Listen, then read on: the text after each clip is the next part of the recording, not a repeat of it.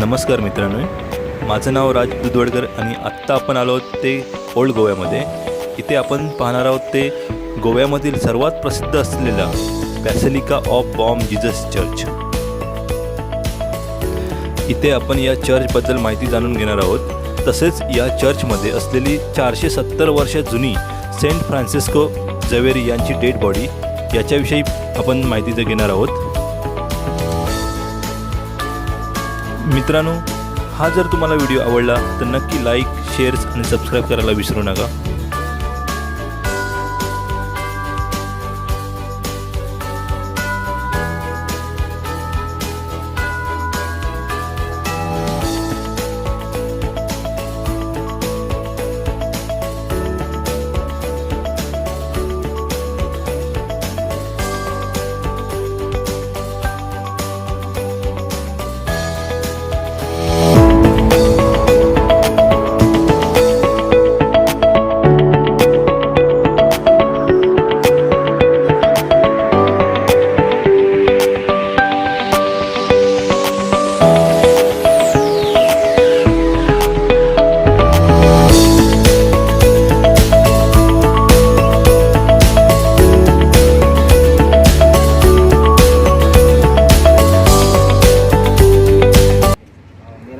सतीश, गांव का नाम है.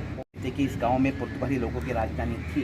कुछ कारणवश 23 मार्च 1843 उन्होंने अपनी राजधानी ओल्ड गोवा से पणजी सिटी में शिफ्ट किया, जो गोवा की फिलहाल कैपिटल है.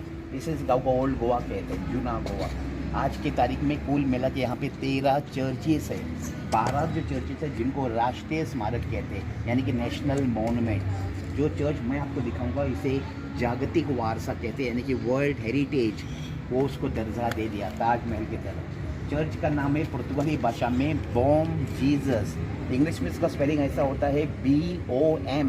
कुछ भी अच्छा काम करना, शुभ काम करना, पुर्तगाली भाषा में इसे बॉम कहते हैं. आपको बताने की ज़रूरत नहीं है. 24 साल पहले मुंबई का क्या नाम था? बॉम्बे. उसी प्रकार चर्च का नाम जुड़ा हुआ है. और छोटे बच्चों को हम शिशु कहते हैं, इन्फेंट. तो ये जो चर्च जो है ना, ये बेबी जीसस को, प्रभु यीशु को समर्पित की रही है. बेबी जीसस का चर्च है, इसीलिए चर्च को पुर्तगाली भाषा में बॉम जीसस कहते हैं, अर्थात गुड जीसस. चर्च का जो कंस्ट्रक्शन जो है 1594 में शुरू हुआ, 1594 में, और 11 साल के बाद 1605 में पूरा कर दिया. 417 साल पुराना चर्च है, 417 साल. अब ये चर्च भारत में ज़्यादा प्रचलित क्यों हो चुका है? इसी चर्च में सब सैलानी क्यों आते? क्योंकि चर्च के अंदर थोड़ी समय के बाद मैं आपको डेड बॉडी दिखाऊंगा, जिनका नाम आपने अवश्य सुना होगा, क्योंकि उनके नाम पे भारत में नामांकित स्कूल्स है, कॉलेजेस है. Saint Xavier High School, Saint Xavier College. लेकिन सेंट फ्रांसिस जेवियर जिनकी बॉडी आप लोग देखोगे, वो गोवा के नहीं थे ना, वो भारत के थे, वो थे स्पेनिश. स्पेन देश में उनका जन्म हुआ था 7 अप्रैल 1506 में. अभी वो फादर जेवियर जिनकी बॉडी हम देखेंगे 7 समुद्र पार करके, यानी कि स्पेन से गोवा क्यों आए थे? क्योंकि आपके जानकारी के लिए 500 साल पहले गोवा में क्रिश्चियन लोग नहीं थे. यहाँ पे सब हिंदू लोग थे. जो भी कुछ हिंदी फिल्मों में, पिक्चरों में आपको दिखाई जाता है ना, गोवा के बारे में सरासर गलत दिखाया जाता है. और हिंदू पुराणों के मुताबिक गोवा को कोंकण काशी कहते हैं, कोंकण काशी. तो 500 साल पहले गोवा में क्रिश्चियन लोग न होने के कारण पोप ने क्या किया, पुर्तगाली लोगों ने क्या किया, फादर जेविस को गोवा लाए. 6 मई 1542 में 1542 गोवा आए थे. गोवा आने के बाद गोवा के लोगों के साथ उन्हें यहाँ पे कुछ साल बिताए. लेकिन गोवा में धर्म प्रचार खत्म होने के बाद फादर जेवियर धर्म प्रचार के लिए एशियन कंट्री जा रहे थे. चाइना में रास्ते में अचानक उनका मृत्यु हुआ 3 दिसंबर 1552 में. 1542 में गोवा आए थे, 1552 उनका मृत्यु हुआ. और मृत्यु के बाद उनका मृत शरीर चाइना में ज़मीन में गाड़ के रखा था, दफना के रखा था चाइना में. 3.5 महीने के बाद उनका ऑर्डर मिल गया कि बॉडी गोवा लाने के लिए. बॉडी तो चाइना में ज़मीन में गाड़ के रखी थी, गोवा क्यों लाना चाहते थे? खुद फादर जेवियर की इच्छा थी कि मृत्यु कहीं भी होने तो बॉडी गोवा लेके आने. 3.5 महीने के बाद उन्होंने खड्डा खोदा बॉडी गोवा लाने के लिए. जैसे बॉडी उन्होंने गाड़ी थी वैसे उन्होंने पाई. भले वो 3.5 महीने मट्ठी में थी, ख़राब नहीं हुई थी, गली नहीं थी, डिकम्पोज नहीं हुई थी. बाद में चाइना से बॉडी लेके पोप ने लोगों को मलाका भेज दिया. मलाका जिसे आज हम मलेशिया कहते हैं. एक देश में से दूसरे देश में बॉडी भेजने का कारण क्या कि मलेशिया में बीमारी फैली हुई थी. महामारी के कारण, प्लेग के कारण लोग मलेशिया में मर रहे थे. 20,000 लोगों के वहाँ पे आबादी थी उस ज़माने में, लोग वहाँ पे मर रहे थे। जब फादर जेविस की बॉडी चाइना से मलेशिया लाई गई, जब लोगों ने उनसे प्रार्थना शुरू की, 8,700 लोग बच गए थे और वापस उनकी बॉडी वहाँ पे दफनाई मलेशिया में 9 महीने के लिए। लेकिन मलेशिया में बॉडी जल्दी गलने के लिए, डिकम्पोज होने के लिए उन्होंने क्या किया होगा, बहुत सारा चूना डाला, चूना नमक डाला था, फिर भी बॉडी उनको वैसे की वैसे मिली। इसका तात्पर्य ये है कि उनका डिवाइन पावर था, divine power, the spiritual power, जिसे हम कहते हैं अलौकिक सामर्थ्य, दैवी शक्ति, ईश्वरी शक्ति है। ये अविश्वसनीय, अकल्पनीय बात है, ये कल्पना के परे है, लेकिन सच है, सच बात मैं को दिखाऊंगा। जो बॉडी आप देखोगे सेंट फ्रांसिस जेवियर्स की, आपको बॉडी देखने के लिए या पब्लिक को बॉडी देखने के लिए टेबल पर डाल के नहीं रखी हुई है, हमें थोड़ी मशक्क़त करनी पड़ेगी, कोशिश करनी पड़ेगी। वहाँ पे उन्होंने चबूतरा बनाया, मकबरा बनाया, यानी कि स्मारक बनाया। स्मारक के ऊपर उन्होंने वहाँ पे चांदी की पेटी में बॉडी रखे, चांदी की पेटी में से खिड़कियों में से आपको अभी सेंट जेविस का सिर दिखाई देगा, आपको उनका चेस्ट दिखाई देता है और चेस्ट के ऊपर उनका सिर्फ और सिर्फ उनका लेफ्ट हाथ ये पोजीशन में, पूरी बॉडी नहीं दिखाई देती है।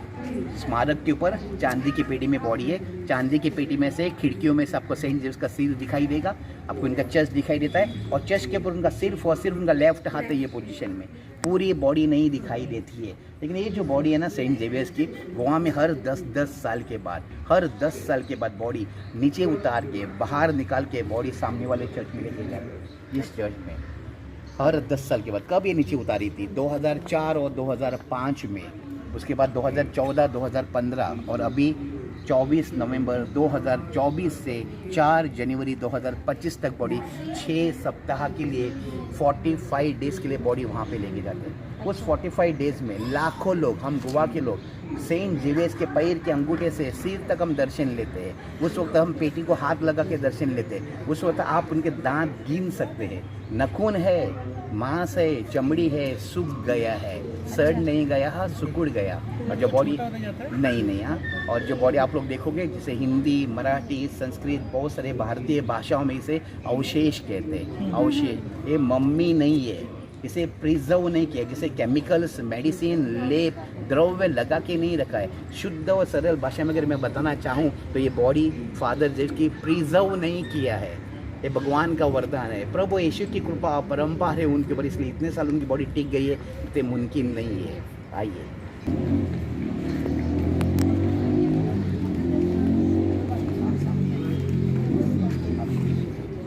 और अभी अंदर देखिए, चर्च के अंदर जो आपको गोल्डन कलर कुछ दिखा ना, गोल्डन कलर चमकता हुआ, ये पूरी लकड़ी है सागवान की, साग, टीकवुड, बर्मा, ये बर्मा की लकड़ी है, लेकिन लकड़ी के ऊपर प्योर सोने का पेपर उसके ऊपर चिपकाया है, गोल्ड फॉइल, गोल्ड लीफ, सोने का वर्क है। और वहाँ की जो कारीगरी, वहाँ के जो आर्ट वगैरह, इटालियन लोगों के, इटालियन देश की ऐसी कारीगरी हमें दिखा, इसलिए ज्वेलरी के ऊपर, गहनों के ऊपर, जिसे हम ऑर्नामेंटल डिज़ाइन कहते हैं। आपकी जानकारी के लिए अंदर की कारीगरी का जो काम, नक्शे काम जो है ना, चर्च का कंस्ट्रक्शन का जो काम है ना, गोवा के स्थानिक लोगों का काम है, स्थानिक लोगों का, मगर उनको यहाँ पे अच्छा मार्गदर्शन मिला था इटालियन और पुर्तगाली लोगों का। अच्छा, शुरुआत में मैं आपको चर्च का नाम बता दिया था, बॉम जीसस करके, तो यहाँ पे बेबी जीसस है कहाँ, गौर से बहुत बड़ी प्रतिमा आपको दिखाई देती है, सेंटर में देख लेना, ऊपर देख रहे स्वर्ग में, आप ऊपर करके दिखाई दे आपको, बहुत बड़ी स्टैचू देखिए, सेंटर में देखिए।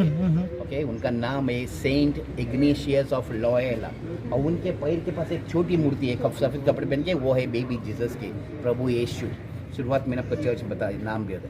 और एक बात, जो गोवा में चर्च के ऊपर एक निशानी होती है, क्रिश्चियन धर्म की निशानी होती है, चर्च पहनने चाहिए, क्रॉस होता है, इसके ऊपर क्रॉस नहीं है। क्यों मालूम है? क्योंकि मैंने आपको क्या बता दिया कि ये चर्च बेबी जीसस का है, और जब बेबी जीसस का जब जन्म हुआ था, बर्थ हुआ था ना, उस वक्त चर्च का द क्रॉस का आविष्कार नहीं हुआ था, क्रॉस नहीं था। क्रॉस कब शुरू हुआ? जब जीसस को क्रॉस के ऊपर लटकाया, तब क्रॉस का आविष्कार शुरू हुआ, इसलिए इसके क्रॉस नहीं है। आई बात समझ में? बेबी जीसस का चर्च है, इसलिए इसके ऊपर क्रॉस नहीं है। मगर ये जो इसकी जो वास्तु, इस वास्तु में अगर आप ऊपर से देखोगे ना, तो क्रॉस में है।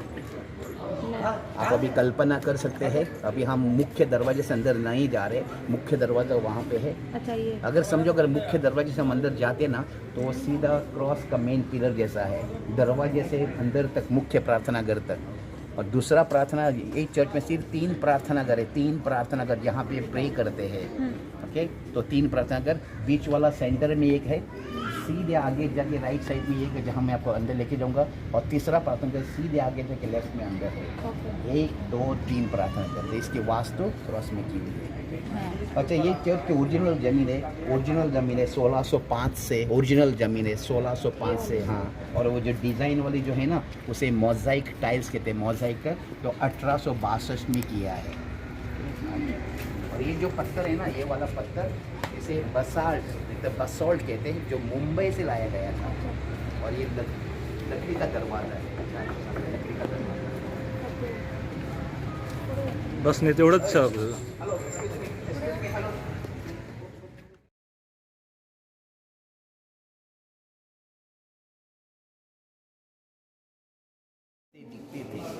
जीसस की तरह ही है, जीसस के समान दिखते हैं। और जब इनका मृत्यु हुआ ना, ये सिर्फ 46 ईयर के थे, 46 साल के। हम लोग गोवा में क्या मानते मालूम है कि जीसस ने, प्रभु यीशु ने फादर जेबस के रूप में अवतार लिया है, इसलिए इतने साल उनकी बॉडी टिक गई, कोई मुमकिन नहीं है।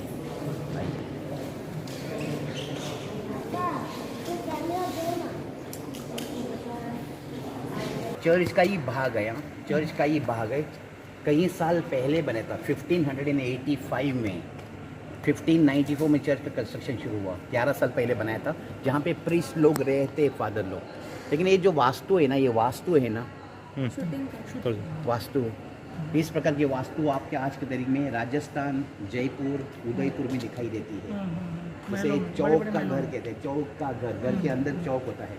गोवा में अभी तक ऐसे घर है, लेकिन हिंदू लोगों के, मगर गोवा में ऐसे घर को बीच में अंदर तुलसी होते हैं, इतना। इसे राज आंगन कहते हैं, राज आंगन, चौक का घर।